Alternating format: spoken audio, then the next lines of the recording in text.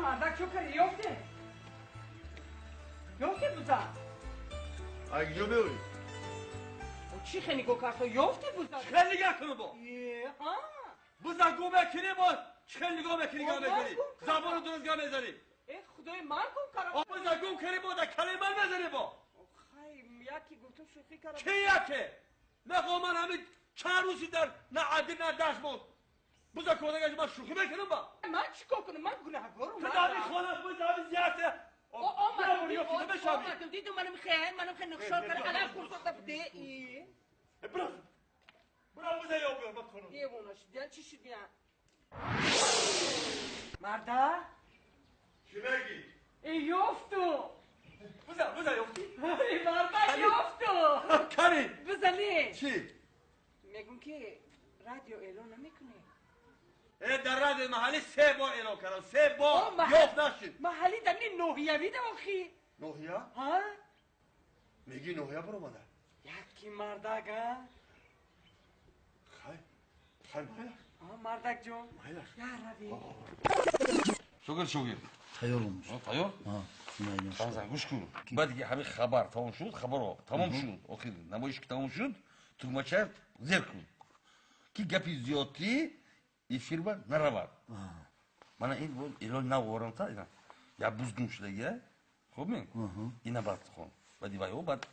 ایران بزن خون گپ فهمیدی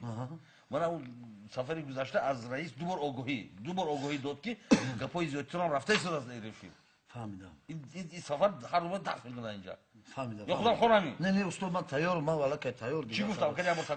همه اعلانا رو خوندم همه چه جابجا کردم وقتی آخری نمایش شد همین تومچه زیر میگم که آواز زیادی نرود خانزم من با انجا بودیم آخرانی نخونم هم دیگه رو خور آخران اعلان بوزه آخران خون فهمیدی خب خبر آیا دوام فیلمی حامیان اگر ترجمه شود در بازار و مغازه ها پیستالت پلاستماسی میمونده باشد یا نه؟ امروز بکوش چو میتوان کوش که آتش چو بلند شد جهان سوخت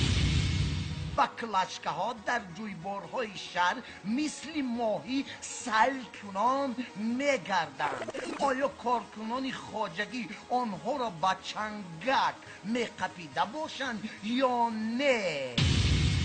پسر بچه های کوچه جویبار بعد فروختن مید به فروختن کامپیوتر سر کردند آیا بچه های کوچه چشمه سار کامپیوترها را می خریده باشند یا نه؟ اینک اعلان مطلع هست که دروازه را زنجیر بند و همسایت را دوز نگیر و مقال بزرگ زیر کارد قصاب نرو که صاحبت را می جوید ساکن دهه قلوختیپه شاغلی بوزی کبودی شاخچونگکی موی کبودش را گم کرده است کسی یابد کلان سال باشد توفه جامعه تاقی میان بند جوان باشد شیم و کستم و کرته آیا دوز انصاف دارد یا بوز زیر کاردی قصاب می رود؟